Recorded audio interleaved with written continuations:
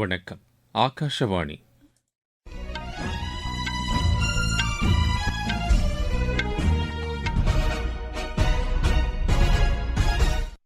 செய்திகள் வாசிப்பவர் கோபாலகிருஷ்ணன். தலைப்புச் செய்திகள். பிரதமர் திரு நரேந்திர மோடி வெனிசுலா அதிபர் டெல்சி ரோட்ரிகஸுடன் புதுதில்லியில் இன்று இருதரப்பு பேச்சு நடத்துகிறார். வடகிழக்கு மாநிலங்களின் கவுன்சில் கூட்டம் மேகாலய மாநிலம் ஷில்லாங்கில் இன்று நடைபெறுகிறது. மேற்குவங்க சட்டப்பேரவை எதிர்க்கட்சித் தலைவராக திரிணாமுல் காங்கிரஸ் கட்சியின் அதிருப்தி சட்டப்பேரவை உறுப்பினர் திரு ரிதப்ரதா பானர்ஜி நியமிக்கப்பட்டுள்ளார். அமெரிக்கா இந்தியா இடையேயான வர்த்தக ஒப்பந்தம் இன்னும் சில வாரங்களில் கையெழுத்தாகும் என்று அமெரிக்க வெளியுறவு அமைச்சர் திரு மார்கோ ரூபியோ தெரிவித்துள்ளார். இத்தாலியில் நடைபெற்று வரும் சர்வதேச டென்னிஸ் போட்டியில் இந்தியாவின் கலியாந்தா பூனாச்சா தாய்லாந்தின் இசாரோ இணை காலிறுதிக்கு முன்னேறியுள்ளது. இனி விரிவான செய்திகள்.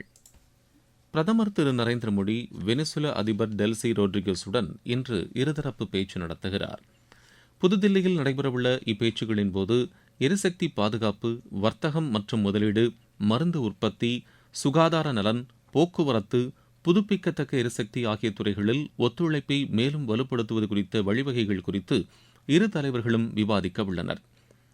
5 நாள் பயணமாக இந்தியா வந்துள்ள வெனிசுலா அதிபருடன் அந்நாட்டு வெளியுறவு, பொருளாதாரம், அறிவியல் மற்றும் தொழில்நுட்பம், தகவல் தொடர்பு, போக்குவரத்து ஆகிய துறைகளின் அமைச்சர்களும் வருகை தந்துள்ளனர். இந்தியாவின் தொழில்நுட்பம் மற்றும் தொழில்துறை திறன்கள் குறித்து அறியும் வகையில் எரிசக்தி, மருந்து உற்பத்தி, வாகன உற்பத்தி தொழிற்சாலைகளை அவர்கள் பார்வையிட உள்ளனர். வடகிழக்கு மாநிலங்களின் கவுன்சில் கூட்டம் மேகாலய மாநிலம் ஷில்லாங்கில் இன்று நடைபெறுகிறது.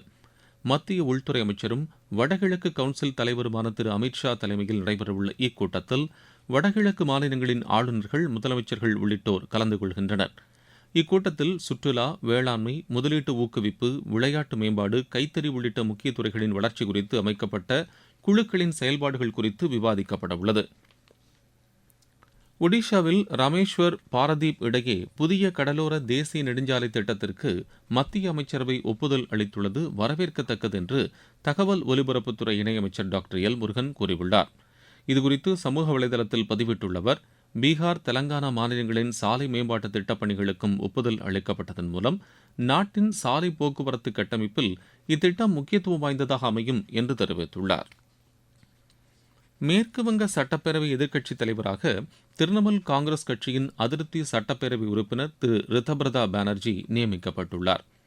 திரிணாமுல் காங்கிரஸ் கட்சி சட்டப்பேரவை உறுப்பினர்களின் அதிருப்தி குழுவை தனிக்குழுவாக அம்மாநில சட்டப்பேரவைத் தலைவர் அங்கீகரித்ததை அடுத்து அவர் இப்பதவியில் நியமிக்கப்பட்டுள்ளார்.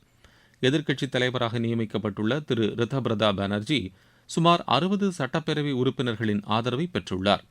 இதுகுறித்து செய்தியாளர்களிடம் பேசிய அவர், அதிருப்தி சட்டப்பேரவை உறுப்பினர்கள் தற்போது உண்மையான பிரதான எதிர்க்கட்சியாக உள்ளனர் என்று தெரிவித்தார். தமது குழு ஆக்கப்பூர்வமான எதிர்க்கட்சியாக செயல்படும் என்றும், அரசுக்கு ஆதரவளிக்கும் அதே சூழலில் தங்கள் கொள்கைகளுக்கு முரண்பாடாக இருந்தால் அதனை எதிர்ப்போம் என்றும் திரு ரிதப்ரதா பானர்ஜி கூறினார். கர்நாடகாவில் அனைத்து மாணவர்களும் பேருந்தில் கட்டணமில்லாமல் பயணிக்கலாம் என்று அம்மாநில முதலமைச்சர் திரு டி.கே. சிவக்குமார் அறிவித்துள்ளார். முதலமைச்சராக நேற்று பதவியேற்ற அவர் செய்தியாளர்களிடம் பேசியபோது தமது இந்த முதலாவது அமைச்சரவை முடிவு குறித்து தெரிவித்தார். இதற்கான கட்டணமில்லா பயண அட்டையை பெறுவதற்கு மாணவர்கள் பதிவு செய்யலாம் என்றும் அவர் கூறினார். வேலைவாய்ப்பு அலுவலகங்களில் பதிவு செய்துள்ளவர்களுக்கு தனியார் துறை வேலைவாய்ப்பு வழங்க ஊக்கப்படுத்தப்படும் என்றும் அவர் தெரிவித்தார். பெங்களூரு நகரின் சாலை கட்டமைப்பை மேம்படுத்த பெங்களூரு பெருநகர ஆணையத்திற்கு 2000 கோடி ரூபாய் வழங்கப்படுவதாகவும் திரு டி.கே. சிவக்குமார் அறிவித்தார். நீங்கள் கேட்டுக்கொண்டிருப்பது ஆகாஷவாணியின் செய்தி அறிக்கை.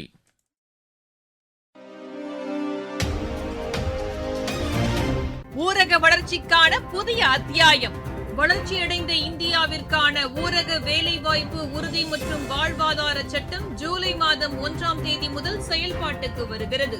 இந்த சட்டம் வருடத்திற்கு 125 நாட்கள் வேலையை உறுதி செய்கிறது.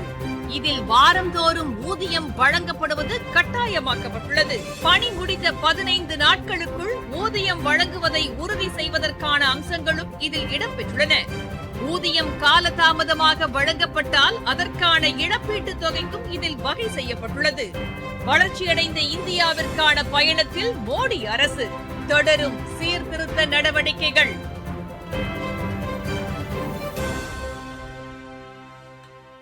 உத்தரப்பிரதேசத்தில் 18 நகரங்களில் குளிர்சாதன வசதி கொண்ட மின்சார பேருந்துகளை இயக்குவதற்கு அம்மாநில அமைச்சரவை ஒப்புதல் அளித்துள்ளது. அதன்படி ஆக்ரா, அலிகர், அயோத்தி, பரேலி, ஃபெரோசாபாத், மீரட் உள்ளிட்ட நகரங்களில் 1725 மின்சார பேருந்துகள் இயக்கப்பட உள்ளன. இவை 12 ஆண்டுகால ஒப்பந்தத்தின் அடிப்படையில் தனியார் துறையினரின் பங்களிப்புடன் இந்த மின்சார பேருந்துகள் இயக்கப்படுகின்றன. இந்த பேருந்துகளுக்கு 35 லட்சம் முதல் 40 லட்சம் ரூபாய் வரை மானியம் வழங்கப்படும் என்றும் உத்தரப்பிரதேச அரசு கூறியுள்ளது. அமெரிக்கா, இந்தியா இடையேயான வர்த்தக ஒப்பந்தம் இன்னும் சில வாரங்களில் கையெழுத்தாகும் என்று அமெரிக்க வெளியுறவு அமைச்சர் திரு மார்கோ ரூபியோ தெரிவித்துள்ளார். தமது இந்திய பயணம் குறித்து அமெரிக்காவின் வெளியுறவு குழுவிடம் எடுத்துரைத்த அவர், இருநாட்டு வர்த்தக ஒப்பந்தத்தை நிறைவு செய்யும் தருணம் நெருங்கியுள்ளதாக கூறினார். இந்தோ பசிபிக் பிராந்தியத்தில் ஒரு முக்கிய கூட்டாண்மை நாடாக இந்தியா திகழ்வதாக அவர் தெரிவித்தார். இது உலகின் மிகப்பெரிய மற்றும் பழமையான ஜனநாயக நாடுகளுக்கு இடையேயான பொருளாதார உறவுகளில் ஏற்பட்டு வரும் உத்வேகத்தை குறிப்பதாகவும் திரு மார்கோ ரூபியோ குறிப்பிட்டார். காங்கோ நாட்டில் எபோலா நோய் மிக விரைவாக பரவி வருவதாக உலக சுகாதார அமைப்பு தெரிவித்துள்ளது. இதுகுறித்து ஜெனீவாவில் செய்தியாளர்களிடம் பேசிய உலக சுகாதார அமைப்பின் தலைமை இயக்குநர் திரு டெட்ரோஸ் அதானம், நோய் தொற்றை கட்டுப்படுத்தும் முயற்சிகள் விரைவுபடுத்தப்பட்டுள்ள நிலையிலும் நோய் தொற்று அதிகரித்து வருவதாக கவலை தெரிவித்தார். இந்நோய் தொற்று பெருமளவில் பரவியுள்ள காங்கோ நாட்டின் இட்டூரி மாகாணத்திற்கு சென்ற அவர் நோய் தடுப்பு பணிகளில் ஈடுபட்டுள்ள சுகாதார பணியாளர்கள் மற்றும் அலுவலர்களை பாராட்டினார். ஈரானுடனான பேச்சுவார்த்தையில் முன்னேற்றம் ஏற்பட்டுள்ள போதிலும் இறுதி ஒப்பந்தம் எட்டுவதில் இன்னும் நிச்சயமற்ற தன்மை நிலவுவதாக அமெரிக்க அதிபர் திரு டொனால்டு ட்ரம்ப் கூறியுள்ளார். இதுகுறித்து வெள்ளை மாளிகையில் செய்தியாளர்களிடம் பேசிய அவர், ஈரானுடனான பேச்சுக்கள் சுமூகமாக நடைபெற்று வருவதாகவும் இந்த வார இறுதியில் உரிய முடிவு எட்டப்படலாம் என்றும் அவர் தெரிவித்தார். இதற்கிடையே அமெரிக்காவுடனான பேச்சுக்களில் உறுதியான முன்னேற்றம் ஏற்படவில்லை என்று ஈரான் வெளியுறவு அமைச்சர் திரு அப்பாஸ் அரக்ச்சி தெரிவித்துள்ளார். ஈரானின் உரிமைகளை பாதுகாப்பது, லெபனானில் ஏற்பட்டுள்ள மோதலை முடிவுக்கு கொண்டு வருவது ஆகியவற்றை பொறுத்தே முறையான பேச்சுக்கள் நடைபெறும் என்றும் அவர் கூறியுள்ளார். பெய்ரூட் மீது இஸ்ரேல் நடத்தும் தாக்குதல் கடும் விளைவுகளை ஏற்படுத்தும் என்றும் திரு அப்பாஸ் அரக்ச்சி தெரிவித்துள்ளார். கேரளா மற்றும் மாஹேயில் இன்று கனமுதல் மிக கனமழை பெய்யக்கூடும் என்று வானிலை ஆய்வு மையம் தெரிவித்துள்ளது. உத்தராகண்ட், மேற்கு வங்கம், கர்நாடகா, கோவா, வடகிழக்கு பகுதி மற்றும் அந்தமான் நிக்கோபார் லட்சத்தீவுகளில் 2 நாட்களுக்கு கனமழை பெய்யக்கூடும் என்று அம்மையம் கூறியுள்ளது. இதற்கிடையே நாட்டின் கிழக்கு பகுதியில் அதிகபட்ச வெப்பநிலை அடுத்த 2 நாட்களுக்கு 2 முதல் 3 டிகிரி செல்சியஸ் அதிகரிக்கக்கூடும் என்றும் வானிலை ஆய்வு மையம் தெரிவித்துள்ளது. இத்தாலியில் நடைபெற்று வரும் சர்வதேச டென்னிஸ் போட்டியில் இந்தியாவின் கலியந்தா பூனாச்சா, தாய்லாந்தின் இசாரோ இணை காலிறுதிக்கு முன்னேறியுள்ளது. ஆடவர் இரட்டையர் பிரிவு காலிறுதிக்கு முந்தைய சுற்றில் இந்த இணை 7-5, 6-2 என்ற செட் கணக்கில் இத்தாலியின் டி பெர்னார்டஸ் வாசாமி இணையை வென்றது. பர்மிங்ஹாமில் நடைபெற்று வரும் சர்வதேச டென்னிஸ் போட்டியில் இந்தியாவின் அனிருத் சந்திரசேகர், ஜப்பானின் டகேரு யுசுகி இணை காலிறுதிக்கு முன்னேறியுள்ளது. ஆடவர் இரட்டையர் பிரிவு காலிறுதிக்கு முந்தைய சுற்றில் இந்த இணை பிரிட்டனின் ஃபின்பாஸ், ஸ்காட் டன்கான் இணையை வென்றது. தெற்காசிய மகளிர் கால்பந்து சாம்பியன் போட்டியில் இந்தியா இறுதி ஆட்டத்திற்கு முன்னேறியுள்ளது. கோவாவில் நடைபெற்ற 2வது அரையிறுதி ஆட்டத்தில் இந்தியா 1-0 என்ற கோல் கணக்கில் பூட்டானை வென்றது.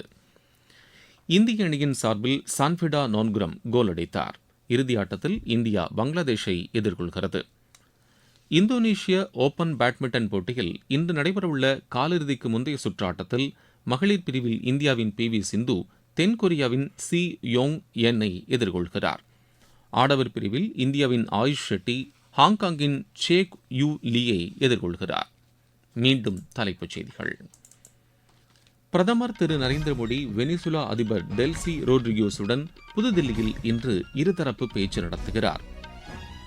வடகிழக்கு மாநிலங்களின் கவுன்சில் கூட்டம் மேகாலய மாநிலம் ஷில்லாங்கில் இன்று நடைபெறுகிறது. மேற்கு வங்க சட்டப்பேரவை எதிர்க்கட்சித் தலைவராக திரிணாமுல் காங்கிரஸ் கட்சியின் அதிருப்தி சட்டப்பேரவை உறுப்பினர் திரு ரித்தபிரதா பானர்ஜி நியமிக்கப்பட்டுள்ளார். அமெரிக்கா, இந்தியா இடையேயான வர்த்தக ஒப்பந்தம் இன்னும் சில வாரங்களில் கையெழுத்தாகும் என்று அமெரிக்க வெளியுறவு அமைச்சர் திரு மார்கோ ரூபியோ தெரிவித்துள்ளார். இத்தாலியில் நடைபெற்று வரும் சர்வதேச டென்னிஸ் போட்டியில் இந்தியாவின் கலியந்தா பூனாச்சா, தாய்லாந்தின் இசாரோ இணை காலிறுதிக்கு முன்னேறியுள்ளது. எமது செய்திகளை சமூக வலைதள பக்கங்களில் ஏர் நியூஸ் சென்னை என்ற முகவரியிலும், ஆர் நியூஸ் சென்னை என்ற யூடியூப் சேனலிலும் உடனுக்குடன் அறிந்து கொள்ளலாம். இத்துடன் செய்தி அறிக்கை நிறைவு பெறுகிறது.